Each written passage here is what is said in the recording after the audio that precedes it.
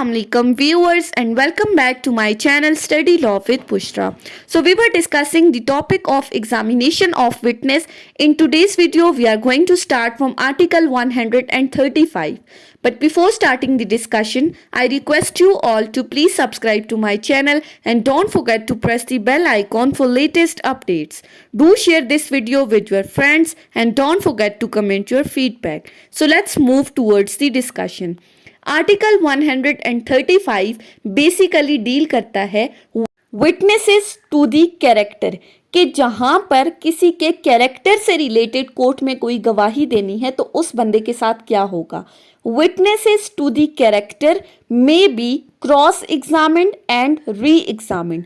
Article 135 simply कहता है कि अगर कोई बंदा कोर्ट में आया है एज अ विटनेस और वो किसी दूसरे बंदे के कैरेक्टर से रिलेटेड गवाही देने के लिए आया है कि फलां बंदा अच्छे कैरेक्टर का है, फलां का कैरेक्टर अच्छा नहीं है, तो उसको आपने क्रॉस एग्जामिन भी करना है और उसका री एग्जामिनेशन भी करना है. उसके बाद आते हैं आर्टिकल 136 पर.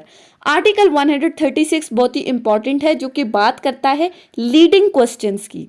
Now what is leading question. अब लीडिंग क्वेश्चन को आर्टिकल 136 डिफाइन करता है any question suggesting the answer which the person putting it wishes और expects to receive is called a leading question. ऐसे क्वेश्चन जो इन इटसेल्फ आंसर सजेस्ट कर रहे हैं, यानी कि एक बंदा क्वेश्चन पूछता है और उसी क्वेश्चन के अंदर उस का जवाब है, तो ऐसे क्वेश्चंस को लीडिंग क्वेश्चन कहते हैं. अब एग्जामिनेशन में एक स्ट्रेट अवे क्वेश्चन है और एक लीडिंग क्वेश्चन है. स्ट्रेट क्वेश्चन क्या है कि अगर मैं पूछती हूं कि आपका क्या नाम है, या फिर मर्डर के कब कमिट हुआ, मर्डर किसने कमिट किया, और एक है लीडिंग क्वेश्चन जो इन इटसेल्फ आंसर बता रहे हैं. और हमेशा याद रखें कि लीडिंग क्वेश्चन का आंसर हमेशा यस और नो में होगा. आप इसमें खुद से कुछ नहीं बता सकते. स्ट्रेट अवे क्वेश्चन में जब पूछा जाता है तो आप पूरे वाक्य को बयान करते हो, एक्सप्लेन करते हो. लीडिंग क्वेश्चन में जब आपसे पूछा जाता है तो आपने सिर्फ हाँ या ना में जवाब देना है. जैसे अब पूछा है कि क्या आपका नाम अली है, तो आप कहोगे हाँ. क्या मर्डर फलां जगह पर फलां डेट को कमिट हुआ था, तो आप कहोगे हाँ या नहीं. अगर हुआ था तो हाँ, नहीं हुआ था तो नहीं. यानी कि लीडिंग क्वेश्चन में आपको स्ट्रेट अवे आंसर बताया जा रहा है, तो जो अगला बंदा पूछ रहा है, जो आंसर वो चाहता है कि उसे वो जवाब मिले, तो वो उस चीज को उसी क्वेश्चन में सजेस्ट कर देता है. That is called a leading question. उसके बाद आ जाएं आर्टिकल 137 पे. आर्टिकल 137 कहता है when leading question must not be asked, कि कब लीडिंग क्वेश्चन पूछे नहीं जा सकते. सो इसकी क्लॉज 1 कहती है leading question must not if objected to by the adverse party be asked in an examination in chief और in a re examination except with the permission of court.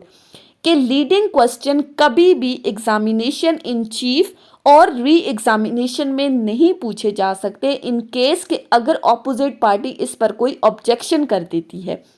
यानी कि एग्जामिनेशन इन चीफ में हमने कहा leading question नहीं पूछे जा सकते. अगर कोर्ट की परमिशन के साथ आप पूछ भी रहे हो, तो अगर उस पर ऑपोजिट पार्टी कोई ऑब्जेक्शन रेज कर देती है तो फिर आपको अलाउड नहीं है कि आप एग्जामिनेशन इन चीफ और री एग्जामिनेशन के अंदर आप लीडिंग क्वेश्चन पूछो. सो सिंपली लीडिंग क्वेश्चन कभी भी एग्जामिनेशन इन चीफ और री एग्जामिनेशन में नहीं पूछे जा सकते अगर ऑपोजिट पार्टी कोई ऑब्जेक्शन रेज कर देती है. उसके बाद क्लॉज 2 कहती है the court shall permit leading questions as to the matter which are introductory or undisputed or which have in its opinion been already sufficiently proved. कि कोर्ट लीडिंग क्वेश्चंस उन cases में परमिट कर सकती है examination in chief और re examination में अगर वो टोटली इंट्रोडक्टरी मैटर है. यानी कि अगर आपने पूछा है कि क्या आपका नाम ये है, क्या आप इस पेशे से ताल्लुक़ रखते हो, क्या आपकी एज इतनी है, जिसमें बेसिकली इंट्रोडक्शन बताया गया, अगला बंदा खुद को इंट्रोड्यूस करवा रहा है, तो ऐसे केसेस में लीडिंग क्वेश्चन अलाउड हैं. और सेकेंडली जहां पर मैटर अनडिस्प्यूटेड है, दोनों पार्टीज उस पर एग्री कर रही हैं, दोनों पार्टीज उस बात को मान रही हैं, उनके दरमियान किसी किस्म का कोई झगड़ा नहीं है, तो फिर लीडिंग क्वेश्चन पूछ सकते हैं. या तीसरी बात, जहां पर कोर्ट के ओपिनियन के अकॉर्डिंग वो चीज़ें ऑलरेडी प्रूव्ड हैं, वो फैक्ट्स ऑलरेडी प्रूव्ड हैं, तो फिर उन केसेस में भी आप लीडिंग क्वेश्चन पूछ सकते हो। अदरवाइज लीडिंग क्वेश्चन सिर्फ और सिर्फ क्रॉस एग्जामिनेशन में पूछे जाएंगे। जैसा कि आर्टिकल 138 कहता है, when leading questions may be asked. 137 ने क्या कहा, कब नहीं पूछे जा सकते। 138 कहता है कि कब आप लीडिंग क्वेश्चन पूछ सकते हो। तो जब हमने कहा कि चीफ और री एग्जामिनेशन में नहीं पूछ सकते, तो पीछे एक ही स्टेज बचा जो कि है क्रॉस एग्जामिनेशन। तो लीडिंग क्वेश्चन क्रॉस एग्जामिनेशन में पूछे जा सकते हैं और ये हमेशा क्रॉस एग्जामिनेशन में ही पूछे जाते हैं, क्योंकि आपने उस विटनेस का क्रेडिट चेक करना होता है और कोर्ट को ये बताना होता है कि इसकी स्टेटमेंट जो इसने एग्जामिनेशन इन चीफ में कहा है वो इसकी क्रॉस एग्जामिनेशन की स्टेटमेंट के साथ मैच नहीं कर रहे। उसके बाद आ जाएं तो आर्टिकल 139 आता है। ये भी बहुत ही ज़्यादा इंपॉर्टेंट आर्टिकल है जो कि बात करता है evidence as to matters in writing. अब इस आर्टिकल को अगर आप देखें तो इसमें वही बात की जा रही है जो हम पीछे पढ़ते हुए आ रहे हैं और हमने अपने आर्टिकल 72 में डिस्कस किया था कि तमाम चीज़ों को आप ऑरल एविडेंस से प्रूव कर सकते हो, तमाम फैक्ट्स को ऑरल एविडेंस से प्रूव किया जा सकता है except the contents of document. जहां पर कंटेंट्स ऑफ डॉक्यूमेंट क्यों प्रूव करने की बात आती है, तो वहां पर आपने स्ट्रेट अवे वो डॉक्यूमेंट ही कोर्ट में प्रोड्यूस करना होता है। उन कंटेंट से रिलेटेड आप ऑरल एविडेंस नहीं दे सकते, आपने सिर्फ और सिर्फ डॉक्यूमेंट लाना होता है। अब ये आर्टिकल भी वही बात कर रहा है। आर्टिकल 139 कहता है any witness may be asked while under examination whether any contract grant or other disposition of property as to which he is giving evidence was not contained in a document and if he says that it was।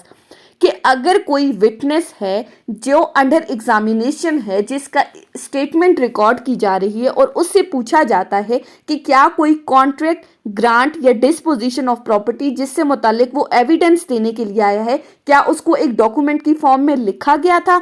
जैसे हमने article 102 और 103 में पढ़ा था, अगर आपको याद हो, हमने कहा था कि जब भी किसी कॉन्ट्रैक्ट, ग्रांट या डिस्पोजिशन ऑफ प्रॉपर्टी की बात आती है और उसको अगर एक डॉक्यूमेंट की फॉर्म में रिड्यूस किया गया है तो वही डॉक्यूमेंट हमने कोर्ट के सामने पेश करना होता है।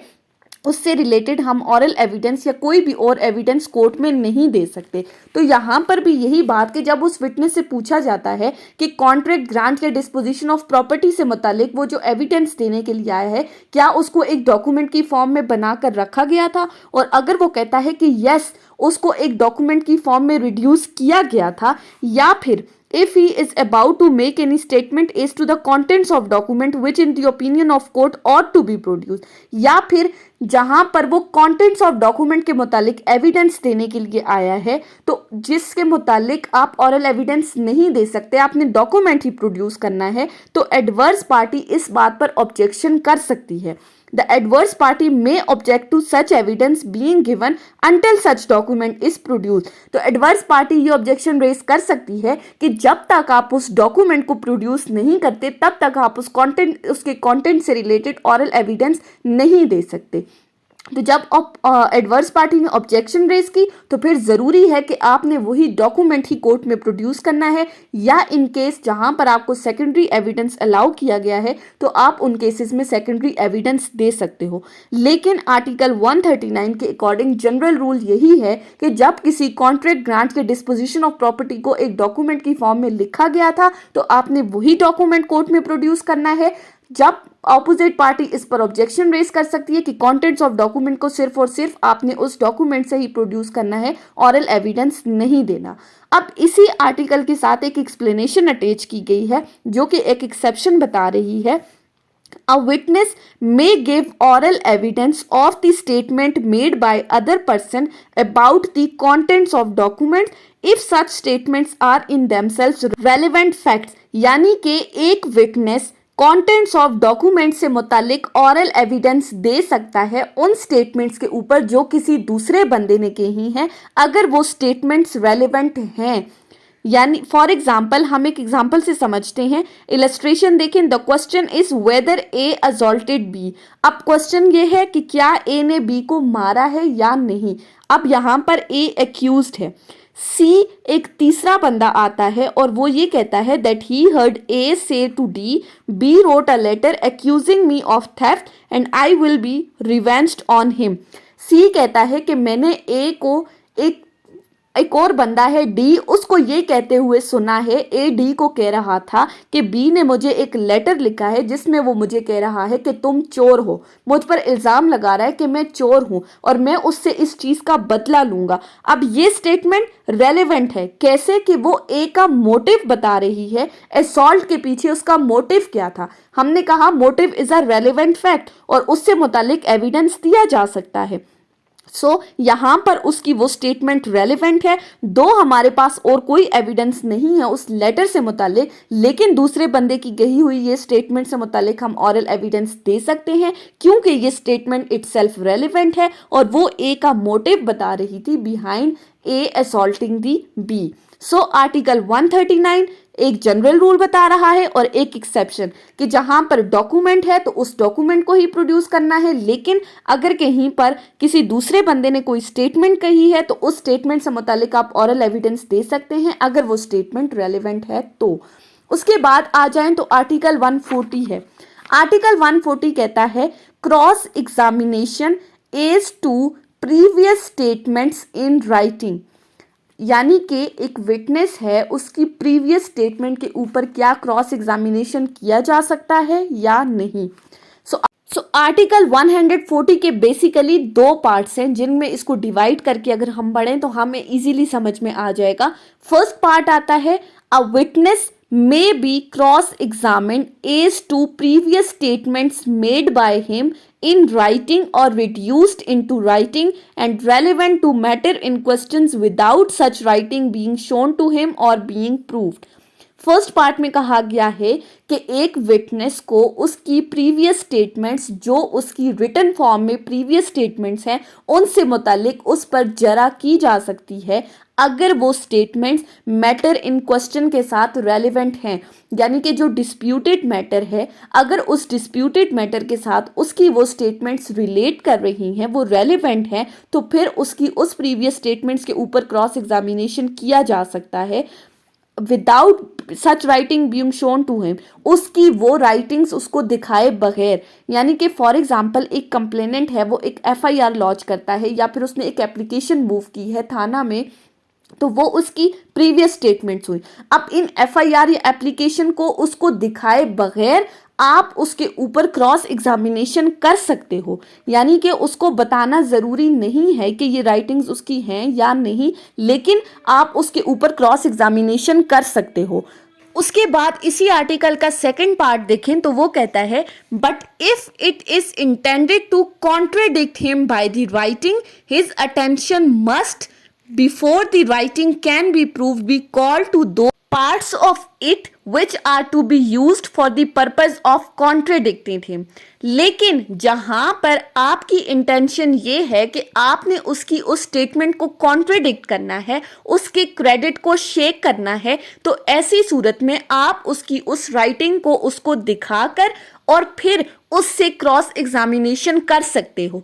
यानी कि जहां पर आपका सिर्फ मकसद ये है कि आपने कोर्ट के सामने ये चीज़ प्रूफ करनी है कि ये बंदा झूठा है, इसने अपनी प्रीवियस स्टेटमेंट में कुछ और बात की थी और अब ये अपने क्रॉस एग्जामिनेशन में कुछ और बात कर रहा है, तो फिर आपको उसकी उस राइटिंग को उसको दिखाना ज़रूरी है और उन राइटिंग्स को दिखाते हुए फिर आप उस पर जरा कर सकते हो। आर्टिकल 140 में सिंपली कहा गया था कि जहां पर विटनेसेस की previous statement matter in question के साथ रेलेवेंट है तो फिर उसको वो स्टेटमेंट्स दिखाए बगैर आप उस पर जरा कर सकते हो। और सेकंड पार्ट में जहां पर आपकी इंटेंशन ही यही है कि आप उसकी क्रेडिट को शेक करो, तो फिर आप उसकी उस राइटिंग्स को उसको दिखाकर तब क्रॉस एग्जामिनेशन करोगे। ये थी हमारी आज की डिस्कशन आर्टिकल 135 से 140 के ऊपर। नेक्स्ट वीडियो में हम आर्टिकल 141 से डिस्कस करेंगे। आई होप कि आपको ये लेक्चर समझ में आया होगा अगर आपने इस वीडियो को अटेंटिवली सुना है तो। अगर आपको ये वीडियो अच्छी लगी है तो इस वीडियो को लाइक करें, कमेंट करें और चैनल को सब्सक्राइब करना ना भूलें। Thank you so much for watching this video. Till then, अल्लाह हाफिज।